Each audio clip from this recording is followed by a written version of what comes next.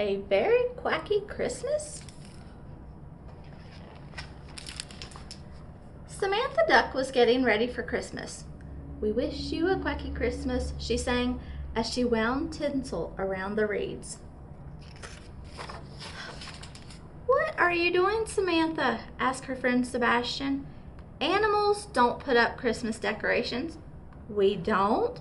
"No," said Sebastian. "Christmas is not for animals." The next day, Sebastian found Samantha hanging ornaments on a branch. And that wasn't all. "What is that, Samantha?" Sebastian asked. "It's my Christmas stocking." Sebastian shook his head. "I told you," he said, "Christmas is not for animals." When Sebastian visited Samantha the following afternoon, she was writing on a long piece of paper. "We wish you a quacky Christmas," she sang. "What are you doing now?" asked Sebastian. "I'm making a Christmas list," his friend explained. "I'm going to give presents to animals all over the world." "What?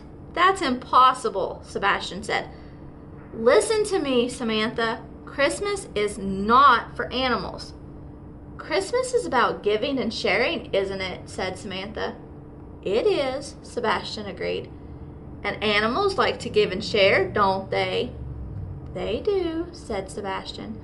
"So will you help me?" asked Samantha. Sebastian sighed. "Of course."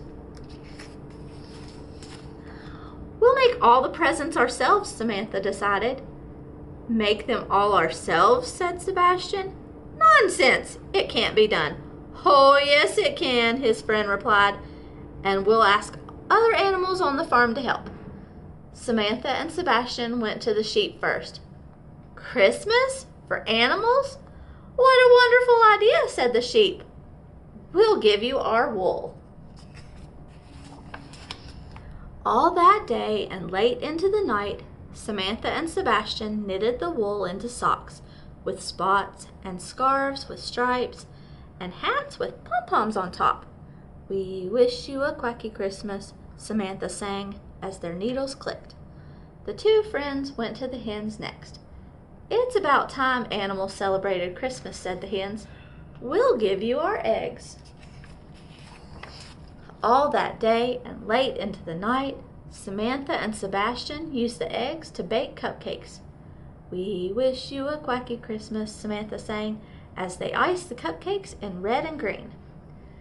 They went to the cows last. "Giving is what animals do best," said the cows. "We'll give you the daisies in our field." All that day and late into the night, Samantha and Sebastian wove the flowers into daisy chains. "We wish you a quacky Christmas," Samantha sang as they worked.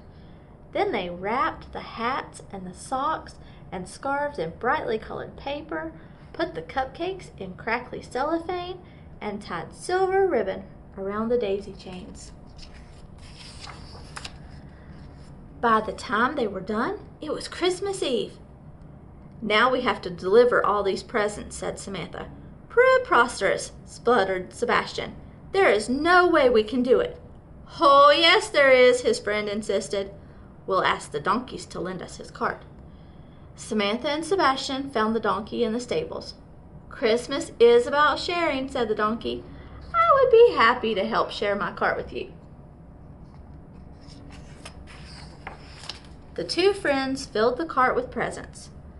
"We'll take a big run," said Samantha, "and I'll flap my wings, and then we'll fly." "An absurd idea," said Sebastian. "It'll never work." But he helped his friend pull the cart to one end of the field. Sebastian ran, and Samantha flapped.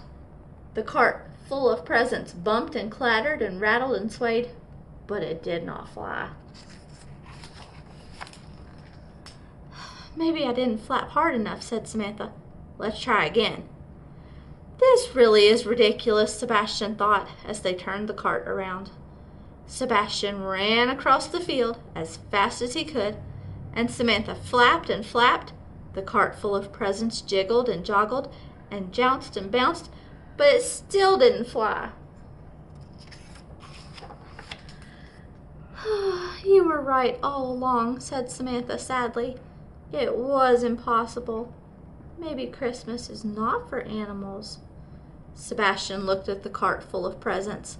He thought of the sheep who had given their wool, the hens who had given their eggs, and the cows who had given their daisies. He thought of the donkey who had lent his cart. And he thought of Samantha, who had worked so hard to share Christmas with animals all over the world. No, Sebastian said slowly. You were right all along. Christmas is for animals. Let's try one last time. So they turned the cart around one last time, and one last time they ran and flapped across the field. And as the evening star rose into the dusky sky, Sebastian and Samantha and the cart full of presents rose too. We did it, said Samantha. We're flying. They rose higher and higher till the farm was just a tiny dot below. Samantha gave a loud, happy quack, then began to sing, We wish you a quacky Christmas, we wish you a quacky Christmas.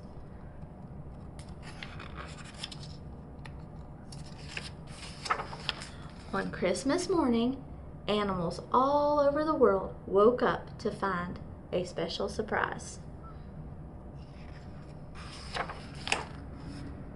The farm was blanketed in sunshine when Samantha and Sebastian arrived home with their empty cart. Or was it empty? Not quite.